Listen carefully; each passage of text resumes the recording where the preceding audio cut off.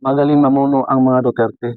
Sa panahon ni Duterte, umunlad ang Pilipinas at higit sa lahat, hindi kurap ang mga Duterte.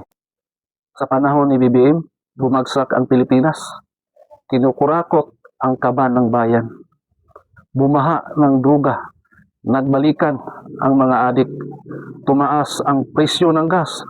Nagmahal ang mga bilihin dahil sa mga bangag. Kaya sa 2028, ibalik ang Duterte upang linisin ang Pilipinas. Alisin ang druga, alisin ang korupsyon, ikulong ang dapat ikulong, managot ang dapat managot. Hindi maalis sa isipan ng taong bayan ang mga nagawa ni Duterte, ang mga legacy ni Duterte, tatak Duterte. Kaya patuloy namin suportahan ang mga Duterte dahil nakita namin sa pamalakad ng mga Duterte, umuunlad ang Pilipinas. Maraming mga project o legacy iniwan si former Rodrigo Roa Duterte. May tapang at malasakit ang mga Duterte. May tapang ang mga Duterte na ipagtanggol ang mga Pilipino mula sa mga impi, mula sa mga adik, mula sa mga buaya.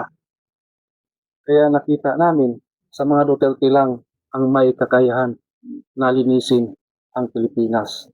Sa mga Duterte lang nakita namin na may kakayahan na alisin ang druga, iligtas ang aming mga anak mula sa mga drug lord, mula sa mga adik.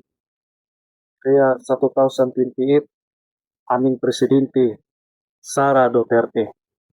Tanong ko rin sa mga supporters ni BBM, ano ba nagawa ni BBM?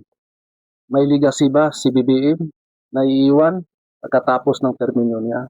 Pakisagot lang sa mga supporters ni BBM kung ano ang mga nagawa ni BBM sa Pilipinas.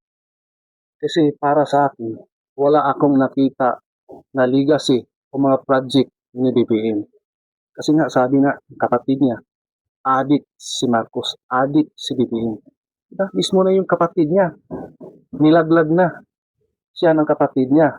Mismo si Amy Marcos may sabi na adik yung kapatid niya. Kaya kayong mga bangag supporters, pakisagot, ano ba ang legacy na pwedeng maiwan ni BBM pagkatapos ng termino niya? Huwag puro galit kasi masyado na kayong mabaho.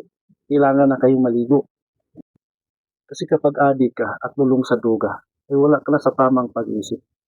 Wala nang tamang maigawa ka para sa bayan ng Pilipinas. Kasi nga lulong ka sa duga.